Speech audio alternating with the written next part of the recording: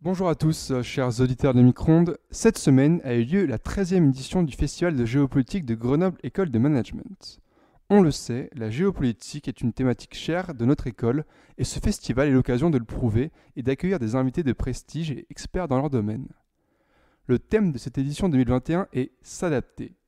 Je ne vais pas vous faire l'affront de vous expliquer pourquoi. S'adapter, l'école l'a déjà fait pour cette édition qui était donc 100% digitale. Reprenons ensemble le synopsis. Durant 5 jours, 50 intervenants échangeront avec le public autour de plus de 30 conférences, ateliers, tables rondes, expositions sur la thématique de s'adapter. Parmi les sujets qui seront abordés, l'Union européenne, la santé, la mobilité, l'environnement, le télétravail, le réchauffement climatique, les mutations dans l'enseignement supérieur, la culture. Et justement, les chroniqueurs de Micro-ondes ont écouté certaines conférences et vous proposent un retour sur celles-ci. Tout de suite, je laisse la parole à Madeleine. Je suis contente d'être avec vous aujourd'hui. Et aujourd'hui, je vais vous parler donc d'un Débattons-en que j'ai regardé et écouté pendant ce festival de géopolitique. Et ça traitait de la guerre des vaccins. Donc, c'était le Débattons-en, la guerre des vaccins dans le monde de demain. Donc, il y avait deux invités, Sébastien Cognac et Véronique Trier-Lenoir. Véronique Trier-Lenoir, qui est une députée au Parlement européen et qui est également cancérologue de formation. Et Sébastien Cognac, qui est lui le chef du bureau de l'OMS à Lyon et qui est de formation pharmacien biologiste. Donc la guerre des vaccins, on en a forcément entendu parler depuis quelques mois et particulièrement depuis que la campagne de vaccination a commencé dans le monde. Il faut savoir qu'il y a un peu plus d'un an, le 11 mars 2020, l'OMS déclarait le Covid comme étant une pandémie mondiale et a donc demandé des mesures de protection nécessaires à la survie des services de réanimation. Et pour sortir la tête de l'eau, la seule solution pour ces services de réanimation, c'était un vaccin. Il faut savoir que ce vaccin, il n'est pas disponible partout sur la planète. Il y en a plusieurs qui ont été mis au point très rapidement. En moins d'un an, on a entre 4 et 5 vaccins efficaces qui ont été mis au point. Pour en citer quelques-uns, on a le Pfizer, le BioNTech ou encore le AstraZeneca. Et donc, cette campagne de vaccination, elle mène à des conflits sur la planète. C'est dû particulièrement à des manques de moyens financiers et matériels un peu partout, mais aussi à des non-autorisations de mise sur le marché, à des campagnes anti-vaccination. Donc, il y a des gens qui se placent contre la vaccination du fait notamment que le vaccin a été développé beaucoup trop rapidement. Et il y a également des conflits économiques, tout simplement. Et donc, ça peut mener à ce qu'on pourrait appeler une guerre des vaccins. Cette guerre, elle est notamment due à la différence entre les capacités de production et la volonté des États producteurs de faire bénéficier les vaccins à leurs citoyens et le reste de la demande mondiale qui est très forte dans tous les pays. Et cette demande mondiale, elle ne pourra pas être assurée pleinement avant plusieurs mois, ça on le sait. Mais afin d'avoir une couverture mondiale et de protéger tout le monde pour que le commerce puisse reprendre, pour que on puisse recommencer à voyager et tout simplement pour éviter l'émergence de nouveaux vaccins, il faut que toutes les populations soient vaccinées. C'est pourquoi l'Europe notamment a mis en place une initiative, l'initiative COVAX. Donc le but de cette initiative, c'est de centraliser les ressources pour acheter des doses de vaccins et en faire bénéficier les pays à plus faible revenu. On pense notamment aux pays d'Afrique qui n'ont pas forcément les moyens de se procurer autant de vaccins qu'ils en auraient besoin. Mais il y a seulement 10% des doses injectées dans le monde à l'heure actuelle qui sont issues de cette initiative COVAX. C'est pour ça qu'on est obligé de renforcer et d'intensifier la collaboration entre tous les pays. Cependant, on pense qu'aujourd'hui, et c'est ce que les scientifiques admettent, et c'est simplement un constat, qu'on est encore dans une phase de combat. On ne peut pas encore tirer les leçons et les conclusions de cette guerre des vaccins, si on peut appeler ça une guerre, parce qu'avant d'être une guerre des vaccins, c'est tout simplement une guerre contre le virus. Et le vaccin, il apparaîtrait alors comme une arme et pas comme un remède. Il faudrait trouver une solution pour éradiquer tout simplement le virus et éviter de rentrer dans d'autres conflits. Le problème également avec cette guerre des vaccins, c'est qu'il y a une hésitation vaccinale qui est liée à un problème de transparence. Le problème de transparence, on le sait, c'est un manque de données, un manque d'informations. On a vu des premiers problèmes qui sont apparus très rapidement avec le AstraZeneca, avec des cas de thrombose. Et ça a mené pour certains cas à des décès. Mais l'Europe particulièrement et les acteurs politiques et le corps médical luttent contre la désinformation et rappelle que le vaccin, dans son histoire, a permis d'éliminer un grand nombre de maladies qui étaient mortelles, et qu'il faut donc croire au progrès de la médecine, faire confiance en la médecine, et on ne vaccinerait pas un grand nombre de personnes si on n'avait pas confiance en ce vaccin. Également, la problématique et cette pseudo-guerre des vaccins, elle n'est pas seulement à l'échelle mondiale. On a aussi des disparités sur des territoires beaucoup plus restreints. Au sein même d'un pays, l'accès aux vaccins n'est pas le même partout. C'est pour ça qu'on a mis en France, par exemple, en place des restrictions. Une certaine catégorie de personnes ont pu commencer à bénéficier des vaccins, puis d'autres personnes ont pu en bénéficier après. Et c'est pour ça qu'il va falloir encadrer les prix, encadrer l'accès aux médicaments, et ce, non pas seulement pour les vaccins, mais pour tous les médicaments. On pense notamment au cancer, où l'accès aux soins pour le cancer et aux médicaments est très différent selon les pays. Il y a des pays où c'est remboursé, d'autres où c'est pas remboursé, des pays où le progrès est bien plus avancé que dans d'autres. Et surtout, il ne va pas falloir priver les populations de certains vaccins sous prétexte qu'ils sont issus d'économies avec lesquelles on n'a pas l'habitude de travailler. On pense notamment aux vaccins russes auxquels on ne faisait pas confiance parce qu'ils venaient tout simplement de Russie. Mais on est là aujourd'hui pour essayer de lutter contre le virus et pas d'entrer dans un nouveau conflit. Et donc d'éviter une guerre, une pseudo-guerre des vaccins, mais tout simplement collaborer tous ensemble pour trouver une solution à cette pandémie mondiale qui paralyse le commerce, les voyages et tout un tas de choses depuis un certain nombre de mois. Et est-ce que tu y crois, toi, justement, à cette collaboration mondiale ? Au-delà d'y croire, je pense que c'est tout simplement la seule solution qui s'offre à nous. On voit bien que dans les pays de l'hémisphère sud, le progrès va être beaucoup plus difficile, et donc que c'est les pays du Nord qui vont devoir travailler et mettre à profit leurs compétences et leurs recherches pour tous ensemble développer et surtout produire des vaccins, parce qu'il va falloir arriver à trouver un consensus entre l'offre et la demande, parce qu'on ne peut pas produire des vaccins comme ça et les distribuer comme ça. Donc il faut trouver des normes, trouver des quantités à distribuer au bon endroit et au bon moment. Mais comment tu expliques toutes les énormes disparités justement qu'on a pour les vaccins, sur l'accès aux vaccins, et ne serait-ce qu'au sein même des pays occidentaux ? C'est ce qui se passe, c'est ce que j'ai expliqué, qu'au sein même de certains pays, il y a eu beaucoup de problèmes avec l'accès aux vaccins. Mais si on revient quelques mois en arrière, on se souvient que l'accès à quelque chose de très basique, mais au masque et au gel hydroalcoolique, était quelque chose d'hyper compliqué. Enfin, il y a eu des ruées vers les masques et vers le gel hydroalcoolique début mars 2020, on s'en souvient. Il y avait des rumeurs de rachat américain sur le tarmac des masques. Voilà, et donc c'est ce qu'il faut absolument éviter avec le vaccin. Enfin, là, on parle d'une solution qui pourrait vraiment nous faire revenir à une situation normale avant 2020. Donc je pense que les pays vont devoir collaborer tous ensemble et mettre de côté certaines rancœurs et certaines difficultés qu'ils ont peut-être à travailler entre eux. Mais là, c'est un enjeu pour tous et c'est important pour tous. Donc je pense qu'il faut vraiment développer cette collaboration et l'intensifier et surtout la réglementer pour que tous les pays aient un accès aux vaccins, et pas seulement les pays producteurs de vaccins, mais là aussi où les pays où la demande est très forte. On pense notamment aux pays africains. Ouais, je pense que cette crise, de toute manière, en dit long sur certaines défaillances de notre manière de fonctionner.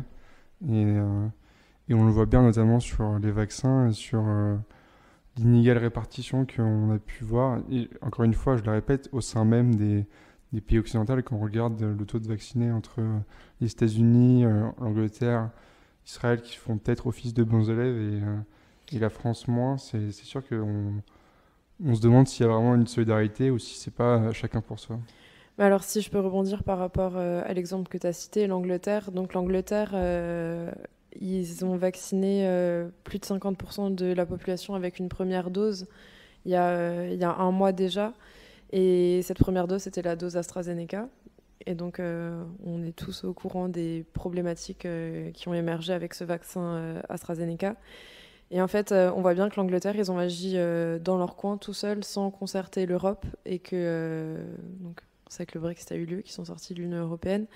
Et c'est là qu'on voit l'importance de l'Union européenne d'avoir un travail collectif et de regrouper ces doses et de les répartir de manière efficace et intelligente sur le territoire et pas forcément vacciner les personnes qui n'en ont pas besoin tout de suite, mais vraiment on pense aux personnes âgées dans un premier temps et également tout le personnel de santé qu'il faut vacciner très rapidement si on veut sortir la tête de l'eau. Mais pour reprendre une célèbre phrase de notre président, est-ce que tu ne penses pas que toutes les problématiques sur le vaccin AstraZeneca, c'est un petit peu de la poudre de perlimpinpin, c'est-à-dire dans le sens où c'est des... en fait, c'est malheureux, hein, certains cas qu'on a trouvés de thrombose notamment, mais ça représente si peu parmi des millions de personnes. Je ne sais pas si tu as vu, il y avait un comparatif par exemple avec la pilule féminine. C'est exactement là où j'allais en venir. Et on n'en fait pas tout un scandale tous les jours. On sait que la pilule contraceptive, elle est sur le marché depuis les années 60-70 et que les cas de thrombose avec la pilule, il y en a...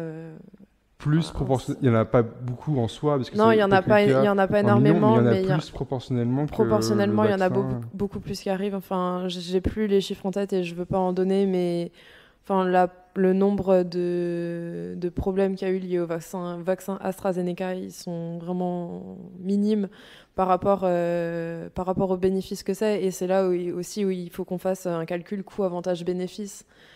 Je pense que vacciner toute une population, c'est sûr que personnellement, on peut se poser la question, est-ce qu'on a envie d'être vacciné et on peut aussi se poser la question avec les variants, est-ce qu'il va falloir se refaire vacciner tous les ans avec chaque nouveau variant de chaque pays. Mais je pense que c'est aussi un geste collectif, c'est de l'immunité collective et on voit bien qu'il y a un nombre de maladies infantiles qui ont été éradiquées dans les pays développés grâce au vaccin, que je pense qu'on n'a même plus besoin de se poser la question. Il faut faire confiance à la recherche. Et même si le vaccin il a été développé qu'en un an, les chercheurs ils travaillaient en 3-8. Enfin, ça a été développé, ça a été aménagé et les autorisations de mise sur le marché, je pense pas qu'elles sortent de nulle part. Donc quelque chose dont les gens ne se rendent pas forcément compte, c'est que le vaccin, c'est comme le masque, on le porte, on le fait pour soi, mais on le fait aussi pour les autres. Et pour éviter une propagation. C'est vrai que les jeunes, par exemple, encore qu'il y a certains cas qui peuvent être gravissimes, on est moins touché par le Covid que les autres, mais pourtant on est tout autant porteur qu'eux, et on est peut-être sûrement aussi moins vigilant sur certains aspects. Donc c'est important d'essayer de suivre les gestes barrières et donc aussi se faire vacciner quand on aura la possibilité de le faire. Là, on voit que la proportion des personnes âgées des plus de 75 ans vaccinées est assez importante quand même. Et donc en service de réanimation, en ce moment, on voit de plus en plus de jeunes, de femmes enceintes. Et c'est les personnes qui ne sont pas vaccinées. Donc on est là aussi pour vous rappeler que le virus circule toujours, qu'il faut se protéger face à ce virus et qu'on n'y arrivera pas autrement. Et voilà, faire confiance à la science. Sans transition, Abby, est-ce que tu veux nous parler d'une conférence qui t'a marqué, que tu as appréciée et dont tu as envie de nous dire 2 mots? Alors absolument.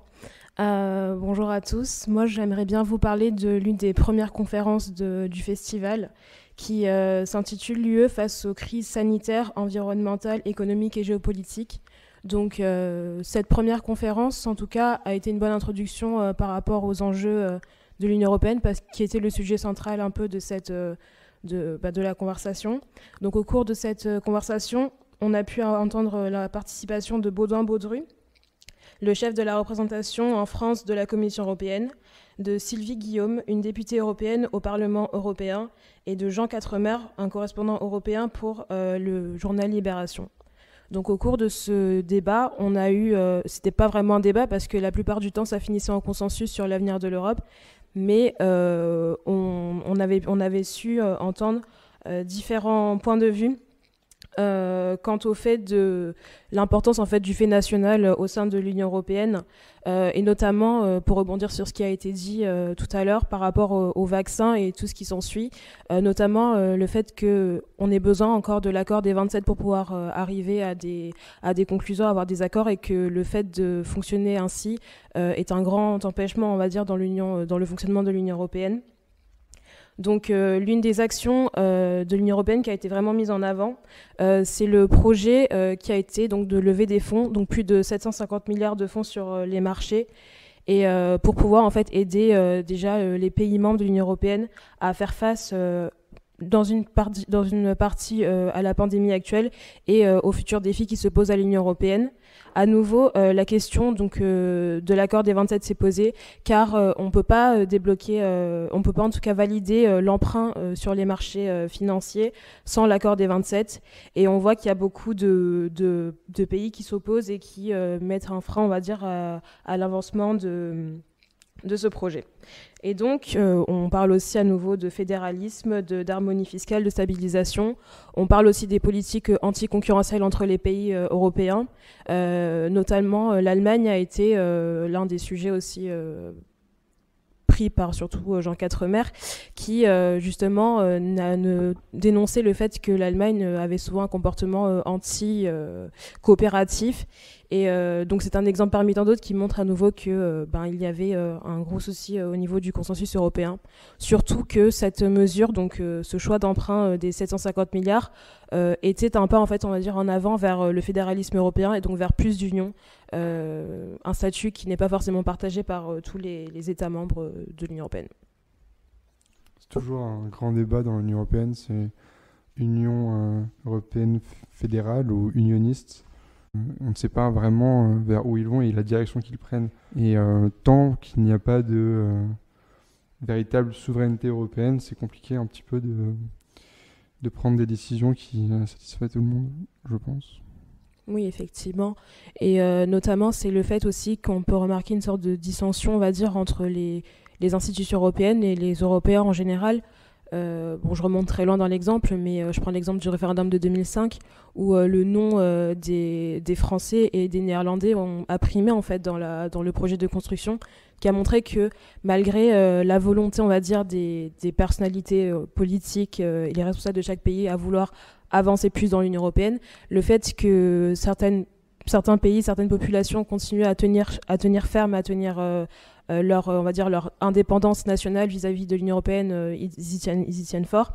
C'est encore à nouveau un bon exemple en fait de ce manque, on va dire, de communication et de ce manque de confiance dans où se dirige l'Union européenne à nouveau. Ouais. Moi, je voudrais juste pousser un petit coup de gueule sur les institutions de l'Union européenne. Parce que pour les avoir étudiés pendant la scolarité, vous avez quand même le Conseil de l'Europe, le Conseil de l'Union, le Conseil de l'Union européenne, le Conseil européen, qui sont 4 institutions qui n'ont absolument rien à voir entre elles, qui parfois ne font pas partie de l'Union européenne, où on trouve plus simple quand même comme qualificatif. Et je pense que ça perpétue à semer le doute dans l'esprit des gens et des Européens. Je crois qu'il n'y a pas plus compliqué que les institutions européennes et la manière dont elles fonctionnent et qui doit faire quoi. Et je pense que ça vient de là aussi, le fait que les Européens n'ont pas un sentiment hyper fort d'appartenance à cette Union européenne, et c'est ce qui a notamment mené au Brexit. Et la difficulté, une des raisons, et c'est aussi des raisons économiques, on le sait, mais la complexité de la construction européenne et de toutes les institutions, je pense que ça participe à ce sentiment. Alors juste, je précise, s'il y a des profs qui s'écoutent, qui s'arrachent les cheveux devant les choses qu'on dit, oui, le Conseil de l'Europe, ce n'est pas du tout une institution de l'Union européenne, c'est juste pour souligner qu'il y a certains noms qui se ressemblent, mais ça n'a rien à voir, oui. Désolé. Abby, tu as également une autre conférence qui t'a marqué, dont tu voudrais parler ? Absolument, et c'est une conférence qui nous concerne beaucoup plus en tant qu'étudiants. Cette conférence porte sur l'avenir, on va dire, des écoles de commerce, notamment dans le contexte actuel, avec la mondialisation et surtout la montée de concurrents pas inattendus, mais quand même assez conséquents, notamment avec la Chine. En termes d'éducation, car on commence à voir l'arrivée en fait de d'écoles, on va dire, d'écoles chinoises et de tout un système universitaire qui prend de la place et qui est une véritable concurrence pour les écoles de commerce françaises déjà et par rapport à la mobilité parce qu'il y a une forte tension au niveau international sur les professeurs, sur les qualifications et ce défi en fait qui se pose aux écoles de commerce et de management en général, c'est de pouvoir préparer encore mieux les étudiants face aux différents défis qui se posent à eux, en même temps pouvoir les préparer et en même temps toujours savoir se démarquer de la concurrence qui arrive, notamment la concurrence asiatique en termes d'éducation. Un avis, Madeleine ? On sait que, aujourd'hui, dans le monde globalisé dans lequel on est, c'est sûr que les étudiants, ils vont venir d'un peu partout, ils vont se mélanger et on a la chance aussi de pouvoir aller étudier ailleurs, d'aller voir comment ça se passe ailleurs, mais il faut que chacun puisse trouver sa place, se faire sa place et trouver sa particularité. Mais j'avais pas du tout conscience, moi. C'est la première fois que j'entends parler de cette potentielle prédominance du système éducatif chinois. C'est-à-dire qu'en fait, ils deviennent de plus en plus attractifs pour moult personnes. Oui, c'est ça, absolument. Ça a commencé, donc, comme l'a mis en avant Monsieur Jean-François Fiorina, par on va dire une politique similaire à ce qui s'est passé avec la politique industrielle de la Chine. Donc beaucoup d'écoles, en fait, la Chine a ouvert son territoire à beaucoup d'écoles étrangères. On peut voir d'autres écoles françaises qui ont leur campus en Chine. Et ensuite, il y a donc un verrouillage progressif en termes de qualification, en termes de certification, je crois, de tout ce qui est EQUIS, ACSB, AMBA, donc toutes les certifications. On ne sait pas ce qu'elles veulent dire, mais oui, c'est vrai que qui sont là et qui c'est sont un débat aussi qui peut se poser. Fièrement revendiqué par toutes les écoles. C'est vrai, mais même dans ce cas donc de certification, la Chine aussi a verrouillé notamment les moyens d'obtention des certifications donc pour les écoles qui sont implantées sur leur territoire. Et au fur et à mesure du temps, ils ont commencé vraiment à fortifier, on va dire, leur éducation et à pouvoir même penser à se projeter d'implanter des écoles maintenant à l'étranger et notamment en Europe. Le nouvel Eldorado, quoi. Ce serait ça à peu près. Notamment avec le Brexit dont on a parlé tout à l'heure aussi, le fait que le programme Erasmus soit terminé, c'est surtout par rapport à l'Angleterre et à la France, ça peut aussi représenter une énorme opportunité pour les écoles françaises et aussi un énorme défi par rapport à la compétition internationale pour surtout attirer les étudiants étrangers. Mais est-ce qu'il y a un risque à long terme de cette potentielle migration des étudiants ou des professeurs même qui viendraient enseigner là-bas pour des meilleures conditions ou pas? Est-ce que la conférence justement exprimait un doute ou un risque sur cette potentielle transformation? En fait, la conférence était plutôt de nature optimiste par rapport aux défis qui se posent aux écoles parce que c'était le bilan qui a été tiré, c'était que cette situation est un indicateur c'est du terme, mais à devoir se bouger en fait pour pouvoir se maintenir à flot dans la compétition.